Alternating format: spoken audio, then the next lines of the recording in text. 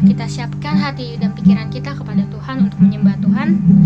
Dan marilah kita angkat satu pujian, yaitu Karena Salibmu.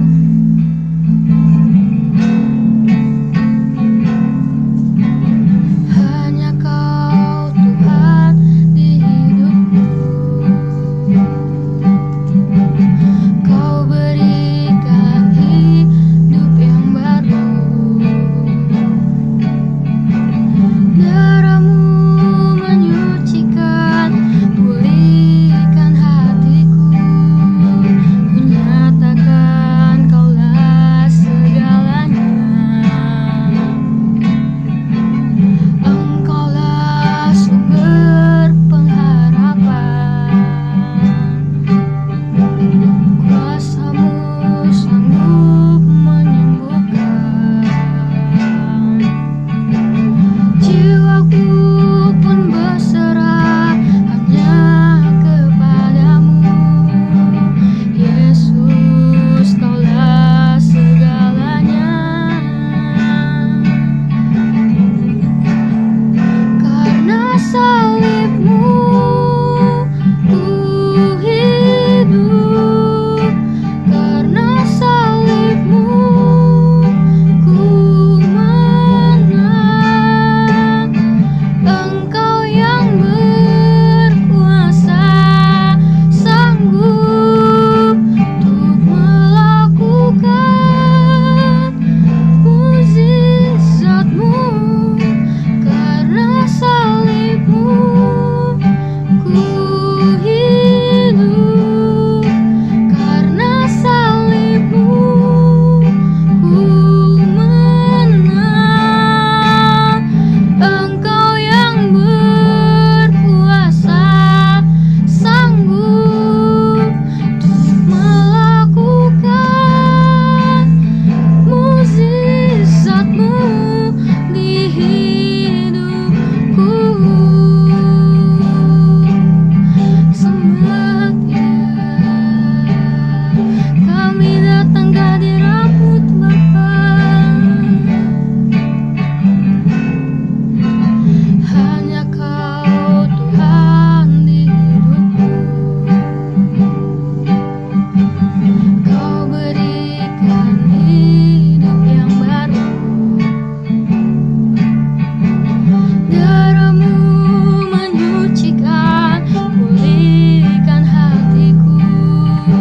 Ku nyatakan Kaulah segalanya. Engkaulah sumber pengharapan. Kuasa-Mu sanggup menyembuhkan.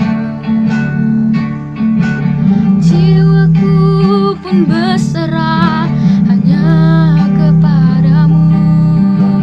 Yesus, Kaulah segalanya. Karena salib-Mu ku hidup. Karena salib-Mu ku menang.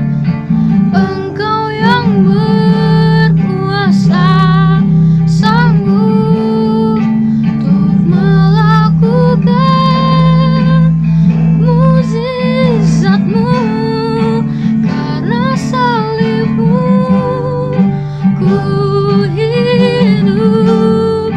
Karena salib-Mu ku menang.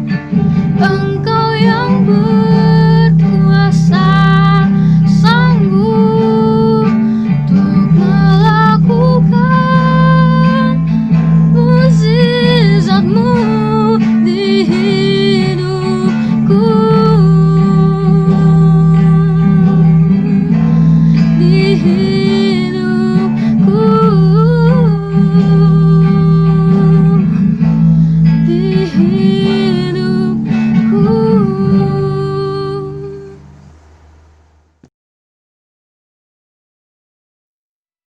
Marilah kita bersatu dalam doa. Selamat pagi Bapa, selamat pagi Yesus. Terima kasih atas penyertaan-Mu Engkau telah membangunkan kami di pagi acara ini ya Bapak. Ya Bapak, kami ingin mendengar sedikit dari firman-Mu ya Bapak. Semoga apa yang kami dengar pada hari ini ya Bapak menjadi rema pada kehidupan kami masing-masing ya Bapak.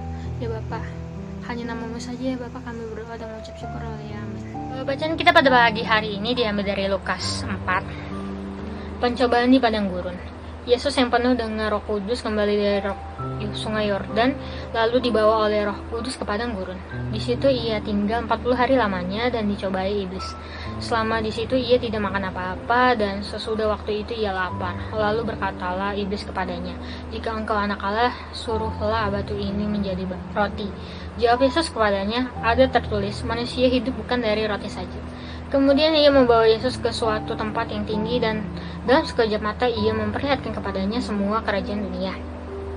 Kata iblis kepadanya, "Segala kuasa itu serta kemuliaannya akan kuberikan kepadamu, sebab semuanya itu telah diserahkan kepadaku, dan aku memberikannya kepada siapa saja yang kukehendaki. Jadi jikalau engkau menyembah aku, seluruhnya itu akan menjadi milikmu." Tetapi Yesus berkata kepadanya, "Ada tertulis, engkau harus menyembah Tuhan Allahmu, dan hanya kepada Dia sajalah engkau berbakti." Kemudian ia membawa Yesus ke Yerusalem dan menempatkan Dia di bubungan bait Allah. Lalu berkata kepadanya, "Jika engkau anak Allah, jatuhkanlah dirimu dari sini ke bawah. Sebab ada tertulis mengenai engkau, Ia akan memerintahkan malaikat-malaikatnya untuk melindungi engkau, dan mereka akan menatang engkau di atas tangannya, supaya kakimu jangan terantuk kepada batu." Yesus menjawab, katanya, "Ada firman, jangan engkau mencobai Tuhan Allahmu." Sesudah iblis mengakhiri semua pencobaan itu, ia mundur daripadanya dan menunggu waktu yang baik. Yesus kembali ke Galilea. Dalam kuasa Roh, kembalilah Yesus ke Galilea, dan tersiarlah kabar tentang Dia di seluruh daerah itu. Sementara itu, ia mengajar di rumah-rumah ibadah di situ, dan semua orang memuji Dia. Yesus ditolak di Nazaret. Ia datang ke Nazaret, tempat ia dibesarkan, dan menurut kebiasaannya pada hari Sabat ia masuk ke rumah ibadah, lalu berdiri hendak membaca dari Alkitab. Kepadanya diberikan kitab Nabi Yesaya, dan setelah dibukanya ia menemukan nas di mana ada tertulis, "Roh Tuhan ada padaku, oleh sebab Ia telah mengurapi aku untuk menyampaikan kabar baik kepada orang-orang miskin, dan Ia telah mengutus aku untuk memberikan pembebasan kepada orang-orang tawanan, dan penglihatan bagi orang-orang buta, untuk membebaskan orang-orang yang tertindas, untuk memberikan tahun rahmat Tuhan telah datang." Kemudian ia menutup kitab itu, memberikannya kembali kepada penjabat, lalu duduk, dan mata semua orang dalam rumah ibadah itu tertuju kepadanya. Lalu ia memulai mengajar mereka. Katanya, "Pada hari ini genaplah nas ini sewaktu kamu mendengarnya." Dan semua orang itu membenarkan Dia, dan mereka heran akan kata-kata yang indah yang diucapkannya. Lalu kata mereka, "Bukankah Ia ini anak Yusuf?" Maka berkatalah ia kepada mereka, "Tentu kamu akan mengatakan pepatah ini kepadaku, 'Hai tabib, sembuhkanlah dirimu sendiri. Perbuatlah di sini juga, di tempat asalmu ini, segala yang kami dengar yang telah terjadi di Kapernaum.' Dan katanya lagi, 'Aku berkata kepadamu, sesungguhnya tidak ada nabi yang dihargai di tempat asalnya.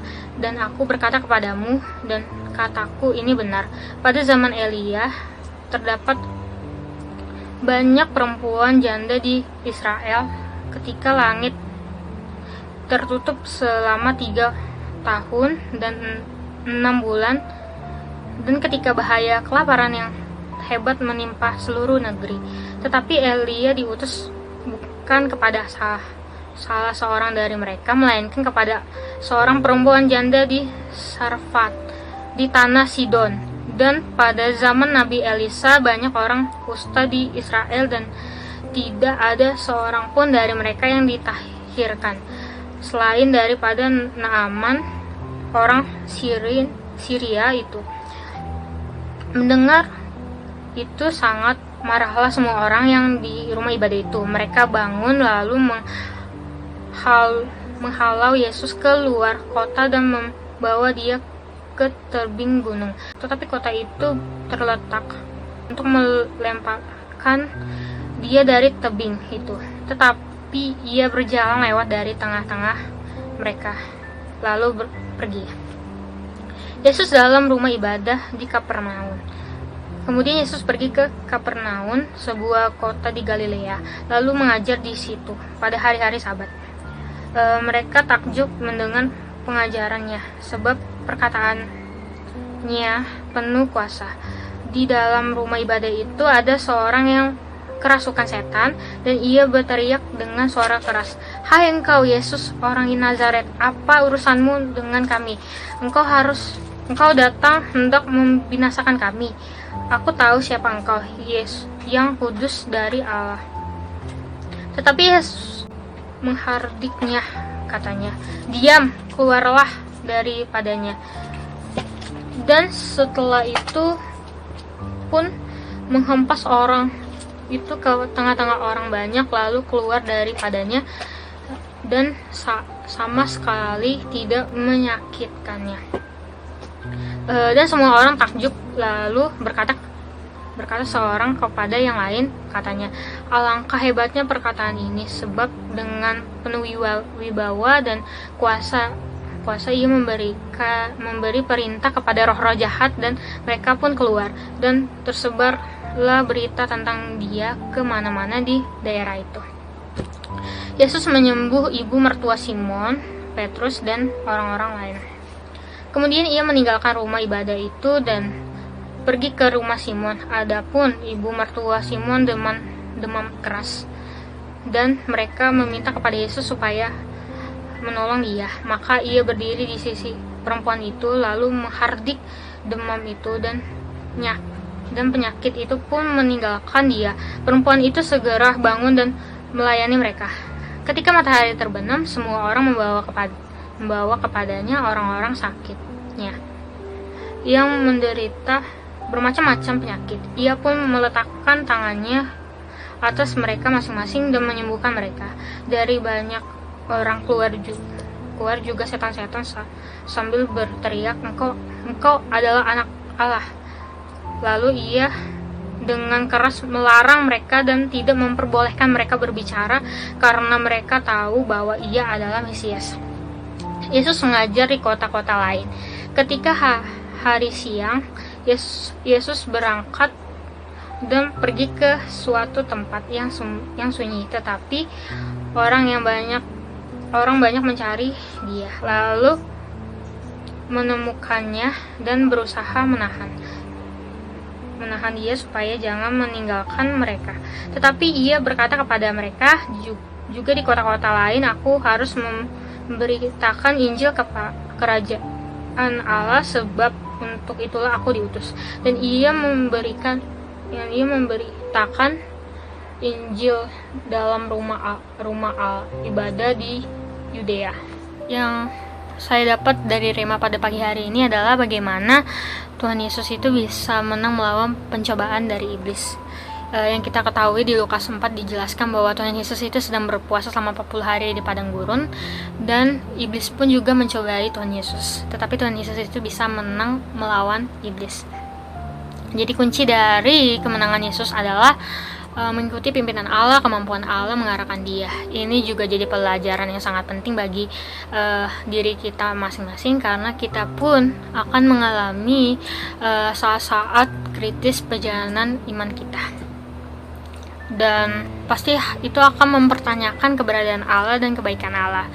Di Lukas 3 ayatnya yang ke 13 dikatakan, sesudah iblis mengakhiri semua pencobaan itu, ia mundur daripadanya dan menunggu waktu yang baik.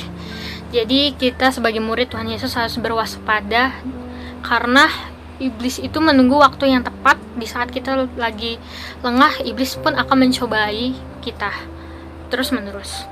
Dan dalam kehidupan kita diingatkan juga bahwa manusia hidup bukan dari roti saja. Engkau harus menyembah Tuhan Allahmu dan hanya kepada Dia sajalah engkau berbakti. Dan yang ketiga adalah jangan engkau mencobai Tuhan Allahmu. Dan biarlah Roh Kudus yang bertahta dalam hati kita, sehingga kita mendengar suara Tuhan dibandingkan suaranya si jahat. Teman-teman, kita bersatu dalam doa. Ya Bapa dalam kerajaan surga, terima kasih Bapa pada pagi hari ini kami telah mendengar sedikit dari firman-Mu ya Bapa. Ya Bapa, semoga apa yang kami dapat pada pagi hari ini bisa kami aplikasikan di dalam kehidupan kami masing-masing ya Bapa. Ya Bapa, pada pagi hari ini kami juga akan melaksanakan aktivitas kami pada hari ini ya Bapak.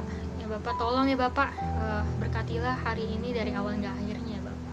Ya Bapak, terima kasih hanya pada anak-Mu saja Tuhan Yesus kami telah berdoa dan mengucap syukur oleh Amin. Yang terbaik yang ada